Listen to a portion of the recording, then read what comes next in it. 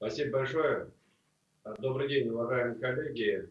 Я от имени правительства Республики Татарстан, от имени Всемирного конгресса татар приветствую всех делегатов и участников 9-го съезда национальных культурных объединений Южный Урал и желаю всем плодотворной работы. Но и абсолютно правильно было сказано, когда мы говорим о великой нашей России, о субъектах. Каждый субъект, само собой, помимо экономических своих, так скажем, показателей связи, очень много обращает внимание и поддержку своих соотечественников, тех или других субъектов федерации, а также за пределами нашей России. Этот год для нас, он знаменательный, 75-летие Великой Победы, столетие образования Республики Татарстан, и поэтому, конечно, все, что было выстроено в части работы у нас в правительстве, в Всемирном конгрессе татар были нацелены именно на эти мероприятия.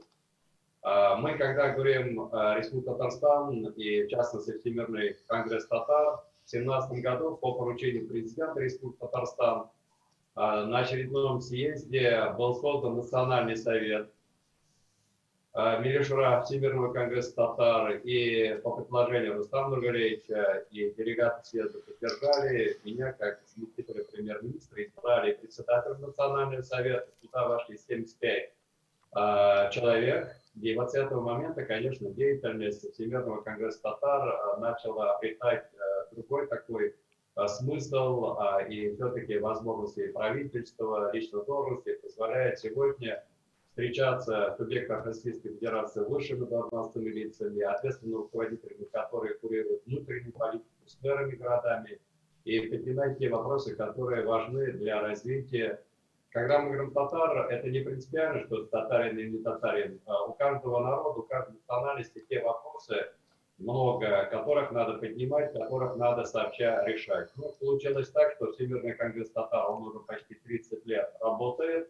В 45 странах мира имеются свои центры диаспоры, но и в России, где проживает 5 миллионов 300 тысяч татар, практически в каждом субъекте федерации у нас есть активисты и нашей автономии или представители Всемирного конгресса татар. Вот у нас есть сейчас добрая традиция, каждый год после Нового года мы выезжаем в субъект федерации и по федеральным округам проводим встречи с нашим активом, руководителями. В частности, вот в этом году мы проехали всю нашу великую Россию от Находки до Калининграда. И во всех этих случаях мы встречались, приглашали руководителей других автономий, других народностей, для того, чтобы сообща поднимать и решать все вопросы, которые для нас являются очень важными в тех или других местах. В прошлом году наши братья Башкортостана отмечали столетие, и, конечно, очень приятно, когда глава Башкортостана Радик Марич вышел с предложением нашему президенту Рустаму Нургалиевичу, и были организованы Дни Татарстана. И в рамках этого дня мы в Уфе открыли памятник великому сыну татарского народа Габдуллы Тукаю. А в этом году, в честь столетия Республики Татарстан, делегация Башкортостана во главе Радик Маричем приехали в республику и открыли памятник великому сыну Мустаю Кариму. И вот эти дружные отношения позволяют как раз и развивать наши регионы. В этом году Челябинску очень приятно то, что мы в рамках наших соглашений между двумя субъектами федерации мы посетили Челябинскую область. Очень такая деловая делегация была. Со стороны Республики Татарстан делегацию возглавлял президент Рустам Нургалиевич. И в Челябинске открыли памятник Габдуллы Тукаю. И поэтому, когда мы говорим отношения Татарстан, другие субъекты федерации, в частности Челябинская область, очень теплые, очень дружеские. Есть чему стремиться с точки зрения развития экономики и межнациональных отношений. Конечно, в Челябинской области, да, более 180 тысяч татар проживает, это по официальным данным переписи 2010 года, но и в то же время они очень активные. Приятно то, что Лена Рашкина, будучи руководителем Конгресса татар Челябинской области, является депутатом законодательного собрания. Многие наши руководители, активисты, депутаты советов сельских уровней уровне районов, городского, практически и в Челябинске, и в Магнитогорске, и в Троицке очень активно работают наши активисты, поднимают все вопросы, которые нужны.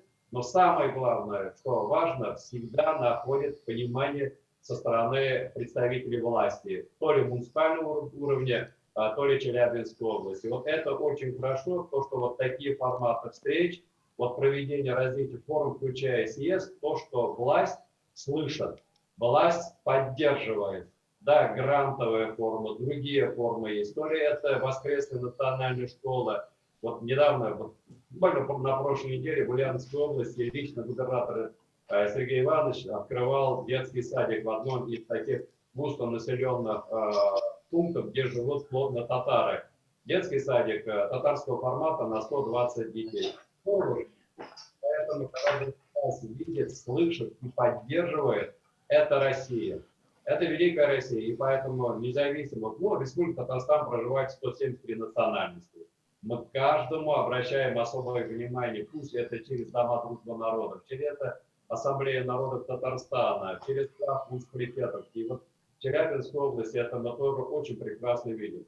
Но когда говорим Южный Урал, это само собой Башкортостан, где более миллиона татар проживает. Полное понимание есть. Я вот в этом году 4 раза посещал Башкортостан. В каждом случае есть поддержка, есть понимание. Это все видят. И этому радуется, потому что благодаря отношениям, проводимым мероприятиям, обсуждениям, субъект идет вперед. Потому что самое главное сегодня это человеческий фактор. Оренбург, Оренбургская область. В этом году, в феврале, мы там провели выездное заседание наших руководителей Приволжского федерального округа. Тоже на высоких уровнях были встречи, поддержки, благодарности. И что очень важно, у каждого руководителя субъекта федерации те координационные советы, замы, которые работают, конечно, говорят всегда огромные слова благодарности всем представителям автономии, народности, ассамблеи, потому что мы, сохраняя мир, дружбу в нашем доме, идем вперед, развиваемся.